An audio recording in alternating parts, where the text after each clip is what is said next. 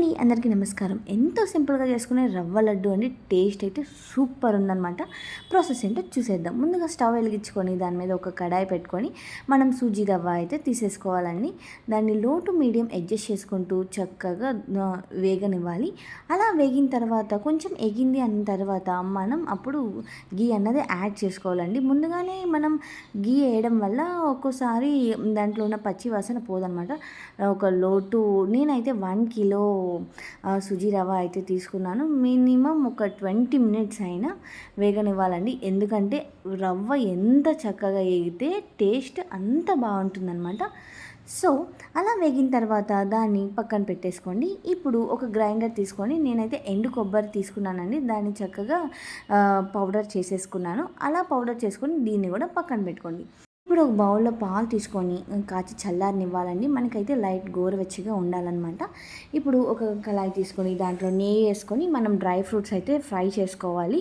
Dry fruits మన ఇష్టం అండి, ఏమన్నా వేసుకోవచ్చు. నేనైతే కాజు వేసాను, బాదం అండ్ పిస్తా కూడా వేసాను. లాస్ట్లో కొంచెం కిస్మిస్ కూడా వేసుకున్నాను అనమాట. ఇవి అన్నీ రోస్ట్ చేసేసి పక్కన పెట్టేసుకున్నాం. ఆ తర్వాత ఇప్పుడు మనం ఏదైతే పౌడర్ చేసామో కోకోనట్ది మళ్ళీ కొంచెం వేసుకొని ఈ కోకోనట్ని కూడా లైట్ గోల్డెన్ కలర్ వచ్చే వరకు వేగనివ్వాలి. అలా వేగిన తర్వాత దాన్ని కూడా పక్కన పెట్టేసుకుందాం. ముందుగా నేనైతే కచ్చాపచ్చ కొంచెం యాలకులు దంచేసుకొని నేను మన బొంబాయి రవ్వలో వేసేసుకున్నానండి. వేసేసుకొని ఇప్పుడు మనం ఏదైతే ప్రిపేర్ చేసామో కోకోనట్ అండ్ షుగర్ పౌడర్ కదండి, నేనైతే డైరెక్ట్ షుగర్ యాడ్ చేశాను, నెయ్యి, dry fruits and finally milk. So ఇవి 1 by 1 యాడ్ చేసేసుకుందాం. ముందుగా కోకోనట్ యాడ్ చేశానండి. ఆ తర్వాత షుగర్, తర్వాత డ్రై ఫ్రూట్స్, తర్వాత నెయ్యి. ఆల్రెడీ ఇందులో మనం నెయ్యి వేసాం కాబట్టి మనం చూసుకొని నెయ్యి యాడ్ చేసుకున్నాను.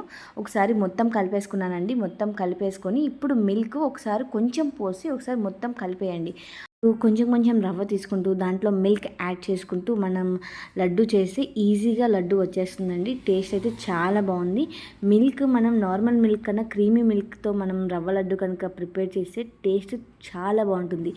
సో మీరు కూడా తప్పకుండా ట్రై చేయండి. మీరు కనుక మా ఛానల్ని ఫస్ట్ టైం చూసినట్లయితే లైక్ చేయండి, షేర్ చేయండి అండ్ సబ్స్క్రైబ్ చేసుకోండి. Thank you all.